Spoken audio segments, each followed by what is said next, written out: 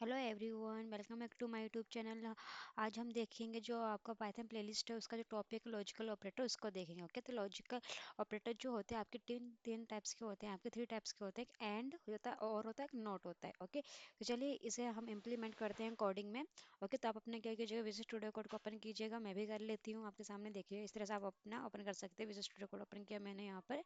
Okay, तो देखिए यहाँ पे मेरी एक फाइल बनी हुई है। Okay, first from clear this all thing. ठीक है, लॉजिकल डॉट पी की फाइल बनी है।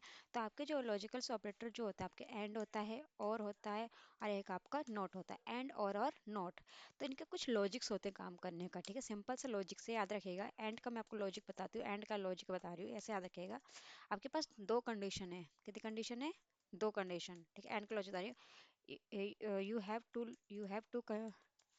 Have two condition. ठीक है, यू हैव टू कंडीशन होगा आपके पास, दो कंडीशंस होंगे आपके पास। ठीक है, तो उन दोनों कंडीशन में से आपके दोनों ट्रू होने चाहिए। You have two conditions and both are true, both are true. जब दोनों ट्रू होंगे, you have two condition and both are true, then output then output is then output is true. इस तरह से याद रखिए आप। ठीक है, देखिए क्या लिखा, मैं आपको समझाती हूँ यहाँ पे इस चीज़ को। एंड के लॉजिक्स में इस चीज़ को मैं यहाँ से लेके पहले कमेंट कर देती हूँ, जस्ट वेट।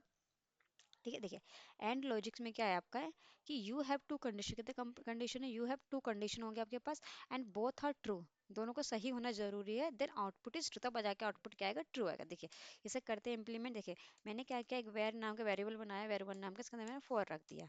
ठीक है, एक मैंने वेर टू नाम का वेरिएबल बनाया जिसके अंदर मैंने फोर रख दिया। ठीक है, यहाँ पे मैंने अब यहाँ पे मैं कंडीशन दूंगी। ठीक है, तो कंडीशन ऑपरेटर के हम क्या यूज कर सकते हैं? कंपैरिजन ऑपरेटर यूज कर सकते हैं हम। ठीक है, तो मैंने यहाँ पे कंपैरिजन ऑपरेटर यूज किया कि वेर वन, क्या वेर वन अगर बराबर है वेर टू के, वेर टू के। अब बीच में क्या लगा दिया? एंड। बीच में क्या लगा दिया? आप एंड दिख रहा है आपको? ठीक है, फिर उसके बाद मैंने लगाया कि वेर वन। ठीक है, वेर वन, ध्यान देखिएगा। और यहाँ पर या तो बराबर हो, वेर वन जो है, या ग्रेटर देन हो, या इक्वल टू हो किसके? वेर टू के।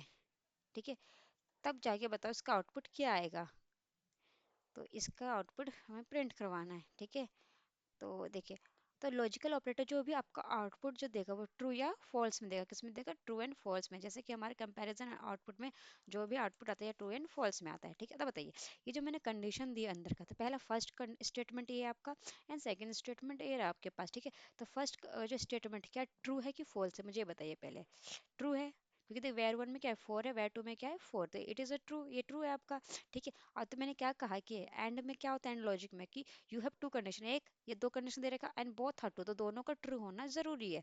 ठीक है, ट्रू आउटपुट आने के लिए, तो ये तो ट्रू है, बात सही है। फिर क्या हुआ? एंड जो है इसको चेक करेगा क्या ये भी ट्रू है कि नहीं। तो वेर वन में क्या है? चार है, वेर टू में चार है। ठीक है, तो क्या चेक करेगा? ग्रेटर देन, ग्रेटर देन तो है नहीं, चलो ग्रेटर देन, लेकिन इक्वल टू का भी सिंबल तो है ना, तो इक्वल टू क्या बताता है कि हाँ या तो ग्रेटर होना चाहिए या फिर इक्वल टू होना चाहिए। तो इक्वल टू तो है ना, दोनों कंडीशन क्या है? ट्रू है।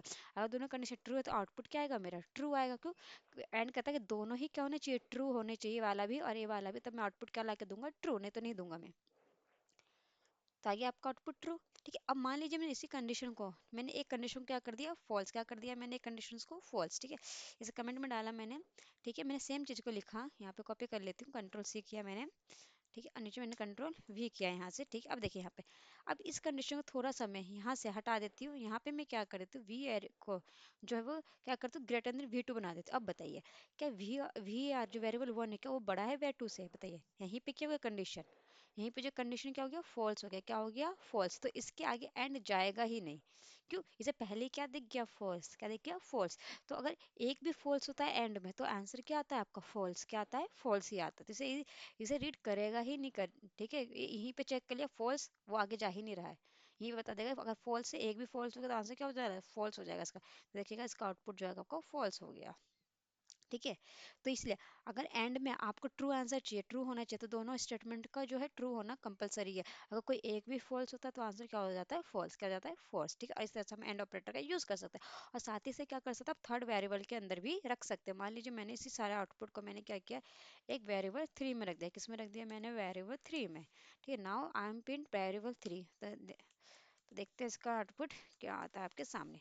तो बताइए क्या आएगा? ट्रू आएगा? यस ऑफ कोर्स ट्रू आएगा। सॉरी फॉल्स आएगा, क्योंकि ये आपका फॉल्स है। आउटपुट क्या आएगा? फॉल्स आएगा। ये आ गया आपका फॉल्स। ठीक है, अभी नन बताऊंगी नन वगैरह क्या, बट अभी इसके आउटपुट पे ध्यान दीजिए, आउटपुट क्या आ रहा है, फॉल्स आ रहा है। ठीक है, नाउ हम कमेंट हेयर, मैं इसको पूरा ही सिलेक्ट करके यहाँ से यहाँ तक कमेंट कर देती हूँ। ठीक है, कर दिया मैंने कमेंट यहाँ पर। नाउ मैं नीचे आती हूँ यहाँ पर। ठीक है, इतना होने के बाद अब क्या होता है, आपका एंड हो गया। अब देखिए और अब क्या देखिए आप और का, तो और का देखिए यहाँ पे लॉजिक क्या होता है, पहले समझ लिया। और का लॉजिक होता है सिंपल सा है कि दोनों में से, ठीक है, दोनों कंडीशन में से it any true, at any true, दोनों कंडीशन में एट एनी ट्रू कोई भी ट्रू हो जाए, then output is true. Simple सा लॉजिक, दोनों कंडीशन में एट एनी ट्रू, दोनों में से कोई एक भी ट्रू हो जाए तो आउटपुट क्या आने वाला है, ट्रू आने वाला है। ठीक है, देखिए वेरिएबल वन में 4 है, वेरिएबल टू में 4 है, तो मैंने यहाँ पे कंडीशन दिया कि वेर वन क्या वो बराबर है वेर टू के, अगर है, और बीच में क्या लगा दिया मैंने, और ऑपरेटर, क्या वेर वन जो है वो बड़ा है वेर टू से, मैंने के लिख दिया।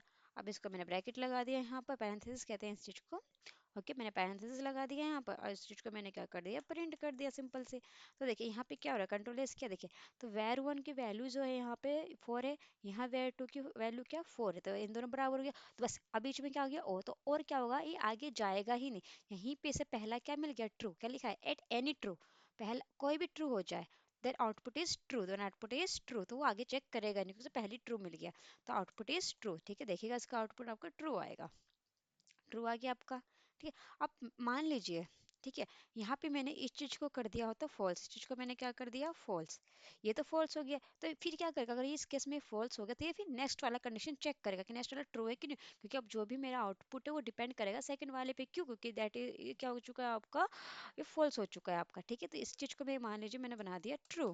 ठीक है, अब बताइए इसका आउटपुट क्या आएगा, this condition is a false because var1 is not greater than var2, but this condition is true, and then or logic said कि if any true then answer is true, तो ये तो true है तो आपका answer क्या हो जाएगा, true। देखिए आपका ट्रू आ गया यहाँ पर। ठीक है, तो इस तरह से आप और का भी यूज कर सकते हैं आपका। ठीक है, अब एक होता है आपका नॉट, क्या होता है आपका एक नॉट ऑपरेटर।